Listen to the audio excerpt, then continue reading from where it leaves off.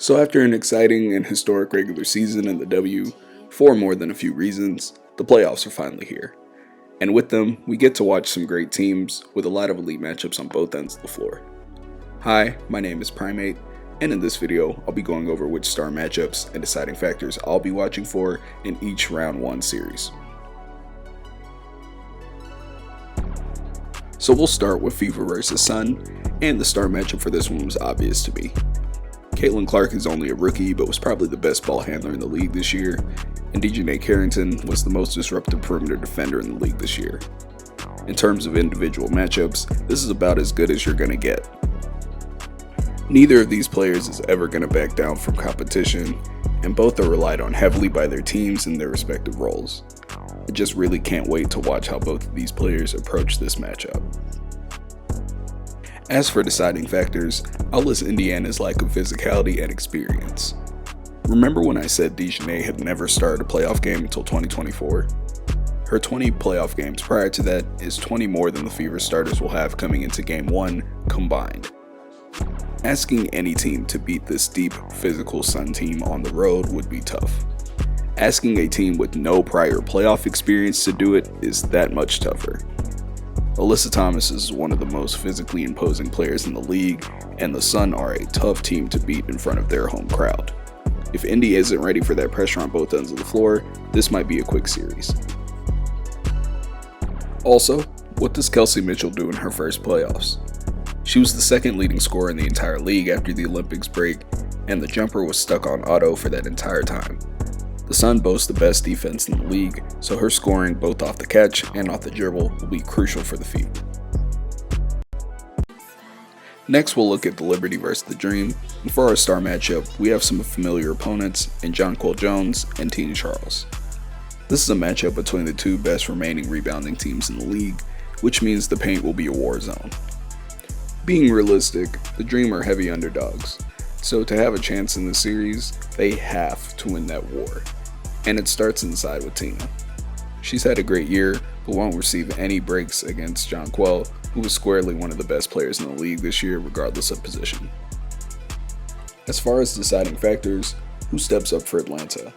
The Dream are down 2 players in this series who combined for more than 17 points. I believe in Ryan Howard, Alicia Gray, and Charles' ability to up their volumes a bit, but they will need at least one more consistent contributor in my opinion.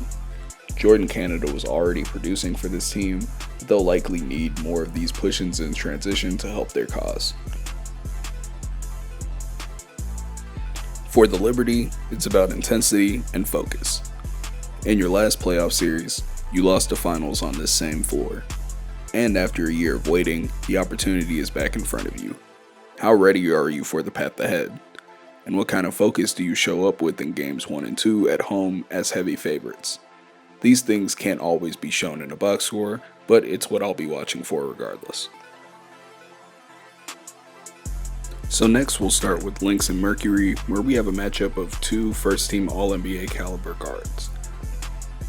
We'll start in Phoenix with Kahleah Copper, who is maybe the best perimeter finisher in the league right now, touching the paint at will sometimes, and finishing at a 73% clip when she gets there. She's just as dangerous in transition too, because of how quick she is, and even if you do manage to stay in front, she can power through contact anyways. She's not the most efficient shooter, but when you combine her versatility, aggressiveness, and how money she's been in the clutch this year, I think it's fair to say the numbers underrate her shot a bit. Good luck if you catch her on a hot night from 3. For the Lynx, Kayla McBride is a much more outside-oriented player and is clearly one of the best shooters in the league. In fact, when you consider volume and accuracy, she might just be the best shooter in the league, period. At 6.6 threes attempted a game, she had the highest volume of all the most efficient shooters in the league, and at 40.7% from 3, she was the most efficient out of all the highest volume shooters in the league. In short, she has elite gravity as a shooter because she'll pull whatever, whenever, over whoever.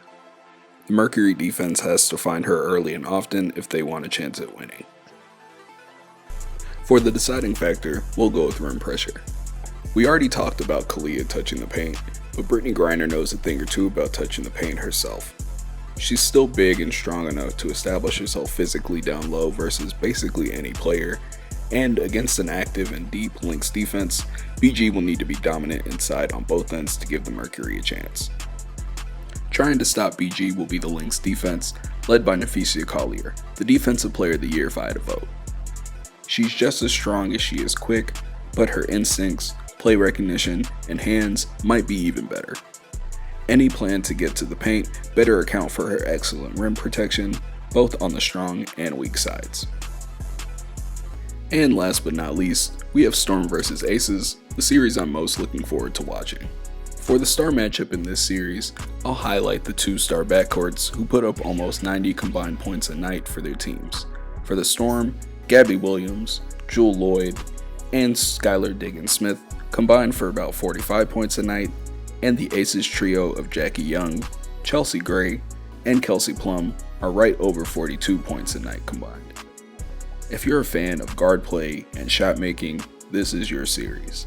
The 6 ball handlers in this series all get buckets from all over the floor, regardless of defensive coverage. Versatility is such an important part of scoring and gets even more important in the playoffs. And one thing that sticks out for all 6 of these players is how willing they are to let the defense decide how and where they attack from and what they attack with. Very tough to stop. 2 things stick out here for me. Number 1, will the Storm make enough threes? The Aces trio was much more efficient at a much higher volume than the Storm trio from 3. And this is all types of threes too. Off the catch, off the dribble, open and contested, and corner and above the break. How did the Storm address this gap? The second is ball security. The Aces led the league in turnover percentage, and the Storm were second in opponents' turnover percentage. The Storm were first in steals, and the Aces were first in assist to turnover ratio. Something has to give. For the deciding factors, we'll go with rim protection. Playing Asia Wilson means rim protection was always going to be a big deal. This is even more true for the Storm now that Ezi McAbor is out for the first game at least with the concussion she missed the last few regular season games with. This likely means that Nneka Ogwumike will take that matchup. And while she had a great, productive year defensively, Asia legitimately just had maybe the most dominant regular season in American pro basketball history. I don't expect Nneka to stop her, but anything, and I mean anything, she can do to slow Asia down will be welcomed with open arms. On the other end, the Storm are the best remaining team in the league at points in the paint. Asia is obviously great at protecting the rim, but the Aces frontcourt outside of her is not very imposing, and I think Nneka can have success against Kia Stokes and Alicia Clark one-on-one. It's imperative that the Aces stay connected to her to take away easy dump-offs off drives and extra opportunities on the boards. Whoever takes care of business at the rim better likely wins this series. So with all that said, I might as well make some predictions here. I think by the time you guys watch this game, all the game ones will probably already be over, but I'm gonna stick to my same ones and we'll see how accurate they are. Let's see. I have Sun in 3, Liberty in 2, Lynx in 2, and Aces in 3. So yeah. So that is all that I have for y'all today. As always, if you made it to this point in the video, thank you. I appreciate everybody who watches my stuff. This one took a while longer than I wanted to, but honestly, being able to watch all the film was really fun. Like, getting to make this was really fun, so I hope y'all had fun watching it. I would love to hear from you. What do you guys think about the matchups in the playoffs? What's your favorite series? Like, what do you think is going to be your favorite series to watch? What are you watching for?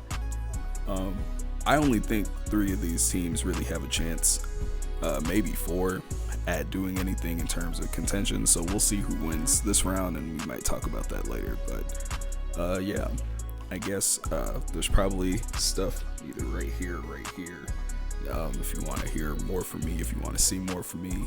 But yeah, otherwise I guess I'll see y'all later. Peace.